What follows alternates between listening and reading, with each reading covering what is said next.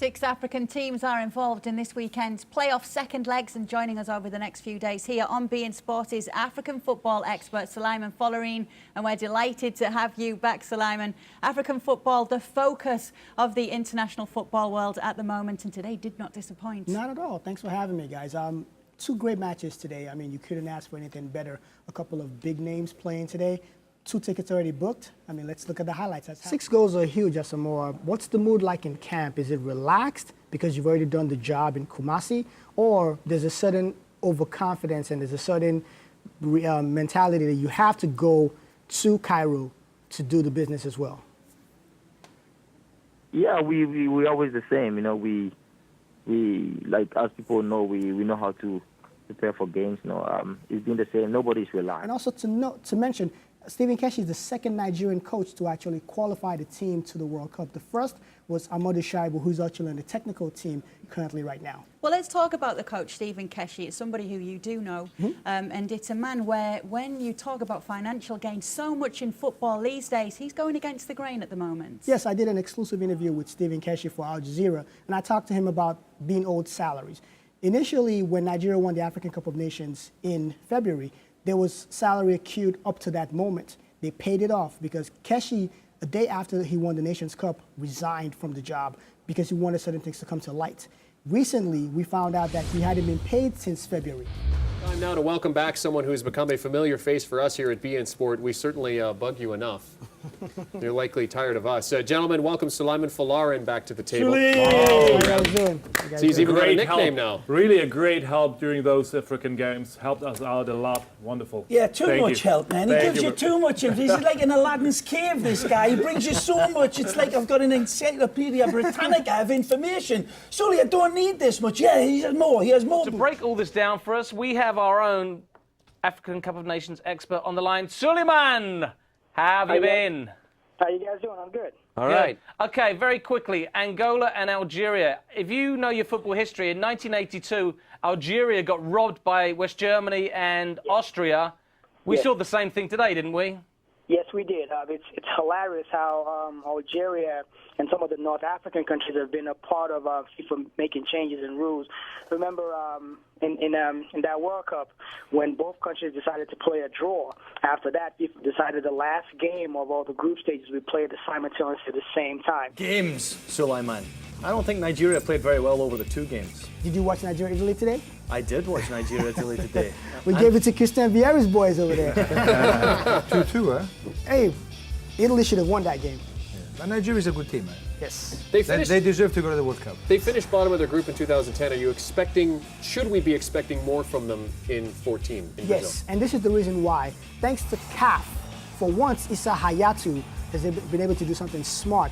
They moved the African Cup of Nations from an even year to an odd year. The excuse for the Nigerian Football Federations in the past was to fire a coach months before the World Cup if the team didn't perform well at the African Cup of Nations. It happened to Nigeria in 2010. It happened to Ivory Coast as well, too. Ivory Coast hired Sven-Goran Eriksson, and what he did was just play EPL players while there were better players on his team that should have played. Nigeria had Lars Lagerbäck, who had no clue about the Nigerian team. He never even visited Nigeria. He just went with the team to South Africa, and he was back. This game is exclusive on beIN Sport here in the United States. What's your message to Ghanaians who will be watching the match on Tuesday? Yeah, Ghanaians should keep on praying for the Black Stars, and I'm sure we will make them proud. We've done it before. Get drawn against. It all boils down to the draws. It all boils down to the luck of the draws, and that's what people have been asking. That, you know, can Ivory Coast just get a lucky break? You know, so they can actually get a better team. I think they might get England, so that, you know. Now that's a lucky break. I think Ghana are in danger of getting dumped out of this tournament. Yes, they are. They have to win against Burkina Faso tomorrow. It's kind of interesting, though, with Chelsea. I mean, they haven't missed any of the African players. When you bump Sunderland 7-2, and Didier Drogba is not even on the team, neither is Kalou, Essien, or Mikel. It just goes to show the depth of the team that you have. I mean, look at the center-back pairing that Egypt put out in Kumasi. The captain, Wael Goma, is 38 years old. He was going up against Abdul Majid Waris, a very young, talented player.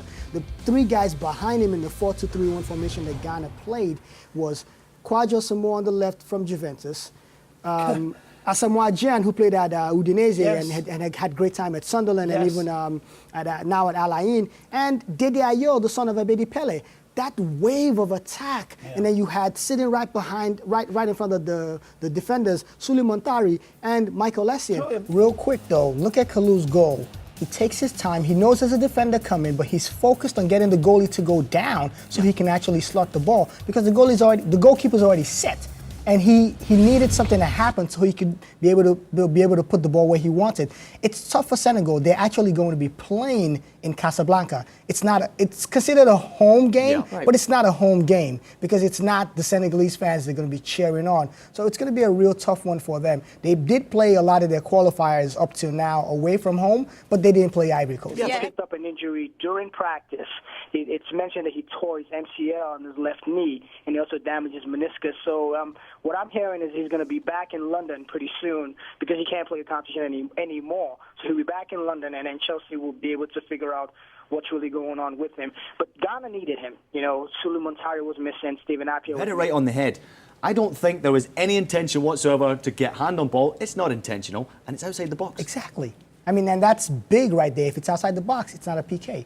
And if it doesn't even touch him at all, it's play on. Is this something that you expected to see throughout these qualifications? Dodgy decisions from referees? Yes. One of our biggest problems in African football is not just the association heads, it's refereeing. Yep. It's a big issue with African football. It's something that takes the game back. Not missing this time. Not today. Pierre Webo takes his chance and he gets us off. 3 minutes in, Cameroon looks like they have one paw into the World Cup.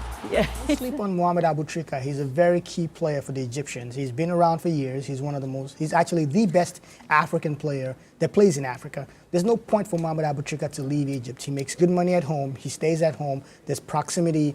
He's a legend. He's respected at home. And he's who Bradley has built his team around. I asked Bradley about Aboutrika, and he mentioned that, he's a special player. He's that type of player who can change things. He has that vision. He might not have the pace, but he has a lot of things that he can use to turn the game around, and that's going to be very important for Egypt. Also, look out for Mohamed Salah. Why does that name sound familiar? He scored a goal against Chelsea in the Champions League at Stamford Bridge. Very great player, intelligent young lad. Demba Ba, it wasn't a coaching issue in that there was no rift between himself and Alain Giresse. Alain Giresse said the reason why Demba Ba was not in both matches, the first leg and the second leg, is because he wasn't playing competitive football for Chelsea. Alain Giresse is a well-respected former international. He played with the current UEFA president, Michel Platini, and Jean Tigana, but it was a big miss. Demba Ba would have probably buried some of those chances that Senegal missed. Yep. And I can speak to it because I spoke to a couple of players in the Ghana camp, and players admitted that they are under pressure. There's a pressure to win this game, and not just win, but win outright as well, because they know what it's going to take for them to get a result in Cairo. Questionable call for the PK on Algeria that was not given, and you had the controversial call on the PK that was given. So, but the reality is Algeria has an advantage. They're going back home with 2 away goals, and they haven't lost in Blida since 2004. That is a huge advantage for the Desert Foxes.